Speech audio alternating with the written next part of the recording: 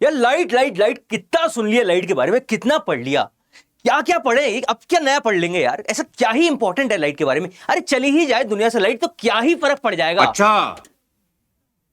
अरे मेरी क्यों काट दी? मेरी लाइट, अरे अच्छा सॉरी सॉरी भगवान जी, दे दो लाइट वापस। ये लगता है इंपॉर्टेंट है, अब तो ऊपर वाले ने भी कह दिया है, और इंपॉर्टेंट है भी क्योंकि 10 नंबर के क्वेश्चंस आते हैं इससे तुम्हारे फाइनल बोर्ड एग्जाम्स में। और इसीलिए मैं ऋषभ लेके आ गया हूं तुम्हारी साइंस इन सेवेंस में पहला एपिसोड लाइट चैप्टर के इंट्रोडक्शन पर। और क्योंकि 7 मिनट में अपने को पूरी रेलगाड़ी दौड़ानी है तो बिना देर करे स्टार्ट भी कर देते हैं। सबसे पहले देखते हैं क्विक रिकॉल। यार साइंस में पढ़ रखा है हमने 9th में 8th में लाइट के बारे में। It's a form of energy जो हमें देखने में मदद करती है। आज थोड़ा फील भी ले लेते हैं। और फील कैसे? ऐसे यार ये क्या है भाई? ये है सूरज, सन। हमने पढ़ा हुआ है कि it's sun is the ultimate source of energy. कैसे? ऐसी इतनी एनर्जी आ कहां से रही है सन के पास? यार कंटिन्यूस न्यूक्लियर रिएक्शंस हो रहे हैं सन पे। यार हाइड्रोजन हीलियम हीलियम हाइड्रोजन चल रहा है, कंटिन्यूस फ्यूजन्स हो रहे हैं वहां पे। और इतनी ही एनर्जी को वो क्या कर रहा है? वो एनर्जी को कैसे एक्सप्रेस कर रहा है? यार लाइट की फॉर्म में। इसीलिए तो पूरा सोलर सिस्टम जगमगा भी रहा है। और क्योंकि वो जगमगा रहा है इसीलिए हम तुम एक दूसरे को देख भी पा रहे हैं। तो समझ में आया लाइट है क्या यार? वो एनर्जी का ही तो एक रूप है लाइट। और अभी लाइट चली गई तो क्या हुआ? मैं तुम्हें नहीं देख पा रहा था, तुम मुझे नहीं देख पा रहे थे, तो भाई देखने में तो मदद भी कर रही है लाइट। तो इसीलिए फॉर्म ऑफ एनर्जी भी है और देखने में मदद भी करती है। समझ गए ना? दूसरी कैरेक्टरिस्टिक क्या है भाई लाइट की? Rectilinear propagation of light. इसका मतलब बताओ जरा। यार पढ़ा होता ना अगर 9th में मोशन तो पता भी होता। कोई बात नहीं, मैं बता देता हूं। रेक्टिलिनियर प्रोपोगेशन मतलब सीधे मोशन या स्ट्रेट लाइन मोशन। तो लाइट जो होती है ना स्ट्रेट लाइन मोशन करती है, तुम्हारी तरह नहीं। कभी प्रिया के पास कभी रिया के पास, ऐसे भटकती नहीं है लाइट। एक को पकड़ती है और सीधे चलती है। घोड़ा देखा तुमने? वो तुगड़ुक तुगड़ुक वाला, वो टांगे वाला, क्या होता है उसके यहाँ पे पट्टे जैसे कुछ लगे होते हैं, पर्दे टाइप्स हैं। वो कहीं भटक नहीं पाता, सीधे ही चलता है। ऐसे ही लाइट के भी बचपन से ही लगे हुए हैं क्या? पर्दे। इसीलिए वो भी स्ट्रेट ही चलती है। तो ये होता है रेक्टिलिनियर प्रोपोगेशन ऑफ लाइट। और क्या? और है भाई फॉर्मेशन ऑफ शैडोज। यार परछाई बनाती है लाइट। ये तो पता है, हमारी आम जिंदगी में देखा है। जब लाइट के रास्ते में कोई एक ओपेक ऑब्जेक्ट आ जाता है। ओपेक ऑब्जेक्ट, ये क्या बोला है भाई? 3 काइंड ऑफ ऑब्जेक्ट पढ़े थे अपने। क्या यार?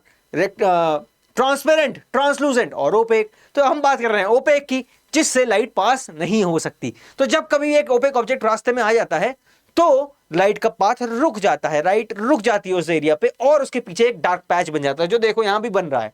इसी को हम शैडो या परछाई कहते हैं। तो ये है भाई 3 कैरेक्टरिस्टिक्स लाइट की। अब देख लेते हैं कि 10th में हम ऐसा क्या पढ़ने वाले हैं जो हमने पहले नहीं पढ़ा। 10th में हम जानेंगे नेचर ऑफ लाइट के बारे में। यार क्या नेचर होता है? किसी के बारे में जानना है, किसी से मिलना है, बैठना है, तो उसके रेड फ्लैग्स ग्रीन फ्लैग्स तो जानोगे ना। तो देखते हैं लाइट के साथ क्या केस है।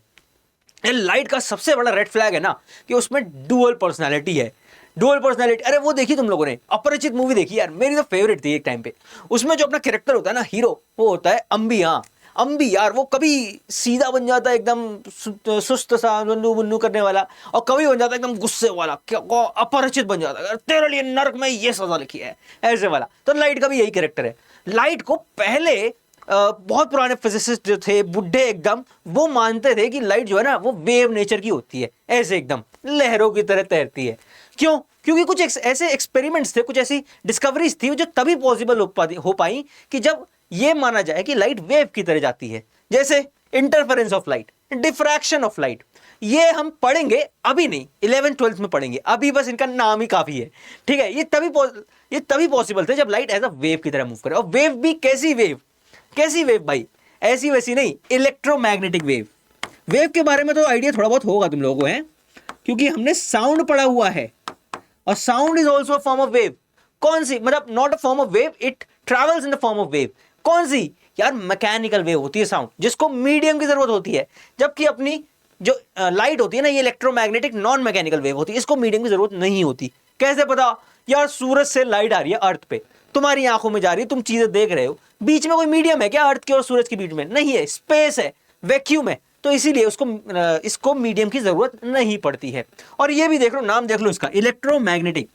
2 चीजों से मिलकर बना है, यानी कि इलेक्ट्रिक फील्ड और मैग्नेटिक फील्ड दोनों मिलकर ये वेव बनाती हैं।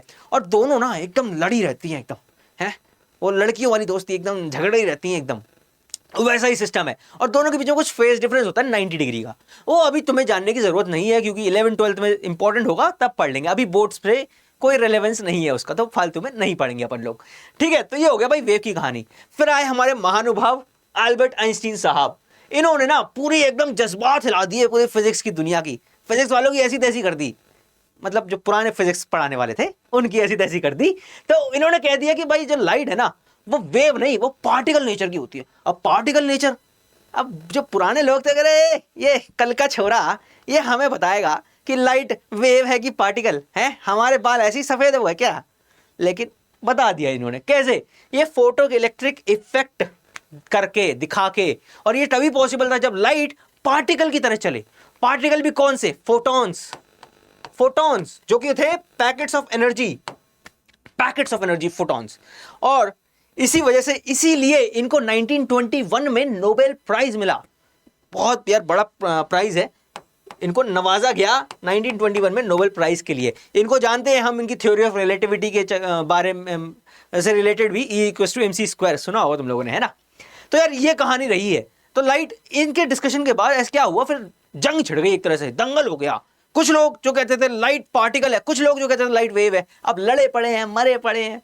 तो एक डिस्कशन बैठा, वहां पे ये डिसाइड हुआ कि भाई लाइट जो है ना वो डुअल पर्सनैलिटी दिखाती है, यानी दोनों नेचर की। बेसिकली हमारी तरह ही है, हम अपने दोस्तों में जाते हैं तो एकदम नाचते हैं, कूदते हैं, गाते हैं, एकदम पार्टी एनिमल बने पड़ते हैं। और वहीं पर अगर रिश्तेदारों में जाते हैं तो यार एकदम चुपचाप बैठे रहते हैं। मौसी जी कहती हैं ये बोलता भी है, गूंगा तो नहीं। मामा जी कहते हैं कितना सीधा लड़का है। अब उन्हें क्या पता गंगाधरी शक्तिमान है? तो यही होता है, लाइट को भी अपनी तरह ही समझ के चलो। तो भाई यह है कहानी लाइट के इंट्रोडक्शन की, नेचर की।